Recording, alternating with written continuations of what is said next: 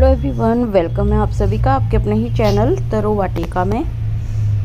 दोस्तों, आज का टॉपिक रहेगा ये स्ट्रॉबेरी की जो इम्पोर्टेंट केयर टिप्स हैं। 3 इम्पोर्टेंट केयर टिप्स हैं, इनकी सावधानी, 3 बातों की सावधानी रखें तो हमारे प्लांट पर फ्रूट ही फ्रूट मिलेंगे। तो देखिए, जैसे मेरे इस प्लांट पर हैं काफ़ी सारे छोटे छोटे फूल भी आए हुए हैं और बड़े बड़े भी हैं, पकी हुई भी हैं कुछ। तो इसका जो टाइम होता है वो सितंबर में ग्रो करने का होता है, प्लांट लाकर नर्सरी से, और दिसंबर में आपको ये फ्रूटिंग और फ्लावरिंग इसमें शुरू हो जाती है आनी। और देखिए, ये बिल्कुल पकी हुई है, लेकिन कुछ दिन हम इस पे छोड़ेंगे क्योंकि ये खट्टी होगी। अभी रेड हुई है ये, और भी अभी पकने के उसमें हैं 2-3।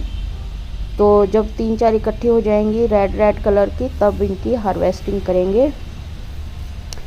तो तब तक मैं आपको बता देती हूँ कि कैसे इस स्ट्रॉबेरी वाले प्लांट को कैसे गमले में ग्रो किया जाता है, क्या 3 बातों का ध्यान रखना पड़ता है, सावधानी रखनी पड़ती है, जिससे कि हमारा प्लांट ये बचा रहे, और नेक्स्ट सीजन के लिए इनको कैसे सेव भी किया जाता है, ये भी हम बताएंगे, ये भी डिस्कस करेंगे। तो सबसे पहले देखिए, इसकी मिट्टी भुरभुरी होनी चाहिए, क्योंकि इसमें मेन कारण फंगस का होता है। अगर आपकी सॉइल वेल ड्रेन नहीं होगी तो पानी नीचे जाकर जमा हो जाएगा और जड़ों में फंगस लगने का डर रहेगा, जिससे कि आपका प्लांट ये मर जाएगा, और फ्रूटिंग और फ्लावरिंग तो दूर की बात है। और फंगस ना लगे इसके लिए क्या करना है, हमें ऊपर भी मिट्टी के ऊपर भी ये जो पत्ते और फूल हैं, इनको टच नहीं होने देना है।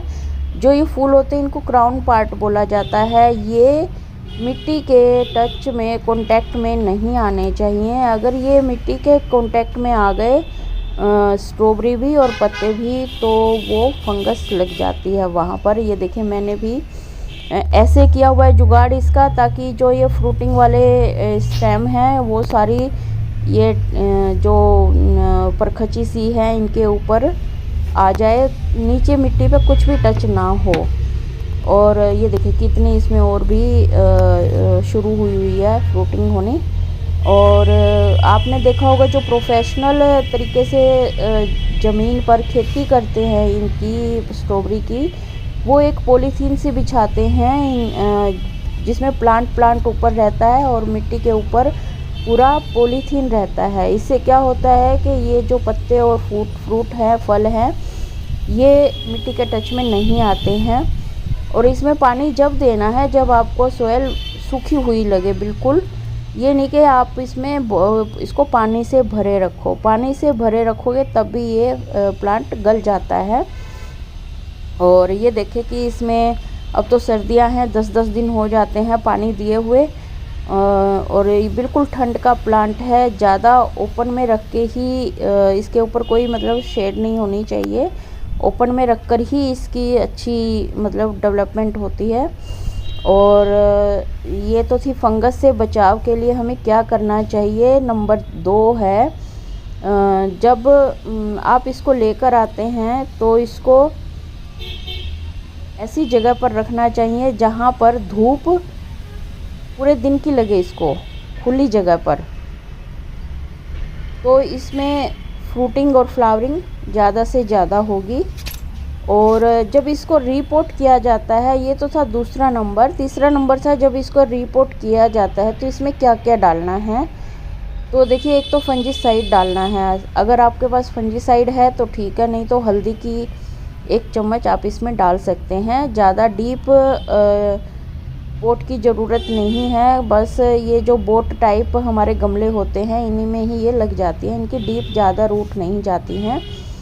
और फिर फंजीसाइड और कोई भी कंपोस्ट जो आपके पास है, वर्मी कंपोस्ट या फिर गाय के गोबर की खाद, ये डालनी है। और कोकोपीट की मात्रा डालनी है थोड़ी सी, या जमुना सैंड, ताकि जो आपकी सॉइल है वो वेल्डेन बन जाए, भुरभुरी बन जाए।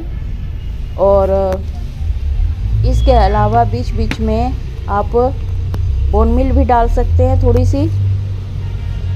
तो ये चीज़ें काफ़ी हैं इसके लिए। और जब आपने इसको ग्रो करना है, अगर आपने सीड से ग्रो करना है तो आप जुलाई में ग्रो करिए, जुलाई में, और तब आपकी सैपलिंग तैयार होगी अगस्त सितंबर में तक। और फिर उसको आप रिपोर्ट कर सकते हैं जहाँ बड़े मतलब जिसमें आपने लगाना है उसमें, बोट में या फिर शैलो डीप किसी भी गमले में। और फिर अगर आपने इसको नर्सरी से लेके आना है तो आप लेकर आइए नवंबर दिसंबर में, क्योंकि उस टाइम ये प्लांट थोड़े थोड़े बड़े हो जाते हैं। नवंबर दिसंबर में लेके आइए और दिसंबर में ही आपको एक दो फ्रूटिंग आपको, ये देखिए जैसे ये है, ऐसे मेरा ऐसे लगा हुआ आया था प्लांट, छोटे छोटे 2-3 फूल आए हुए थे उनमें। फिर बाद में यहाँ लाकर उसमें स्ट्रॉबेरी बननी शुरू हुई थी, 1-2 फूल आए हुए थे। तो इस पोजीशन में आपको दिसंबर में नर्सरी से मिल जाती है और लाकर आप रिपोर्ट कर सकते हैं। बीज से लगाना इसलिए थोड़ा सा वो है क्योंकि बीज से लगाने का जो प्रोसेस है वो बहुत ज़्यादा टाइम लेता है। और फिर इसके बाद आपको नेक्स्ट सीजन के लिए कैसे रखना है इसको सेव करके, देखिए या तो जब नेक्स्ट सीजन आएगा गर्मियों में, वैसे तो दिल्ली की गर्मी में ये जल जाते हैं, इनको गर्मी से बचा कर रखना है। वो कैसे बचा के रखना है, जब इसमें फ्रूटिंग बंद हो जाती है मई जून में, तो आपने क्या करना है, इसको जड़ से निकाल कर 2-3 इंच नीचे से छोड़ के और 2-3 इंच ऊपर से छोड़ के इसको कट कर देना है। जो बीच बीच का पार्ट है रूट्स वाला और ऊपर थोड़ा सा मिट्टी के ऊपर वाला, उसको ऐसी जगह पर रखना है जहाँ नमी हो और जहाँ पर गर्मी ना हो, अंधेरा हो और धूप ना लगे, उसको रखना है। उसके बाद आप फिर से उसको अगस्त सितंबर में रिपोर्ट कर दीजिए तो आपको फिर से उस पर पत्ते आने शुरू हो जाएंगे। और जो नर्सरी वाले रखते हैं वो ग्रो बैग में रखते हैं। जो नर्सरी बैग आते हैं, छोटे छोटे पॉलीथीन आते हैं ब्लैक कलर के, वो उसमें उस सिचुएशन में उसको कोकोपीट और थोड़ी सी मिट्टी में लगा कर रखते हैं ताकि उसमें नमी बनी रहे। और ये जो आपका वो होता है ना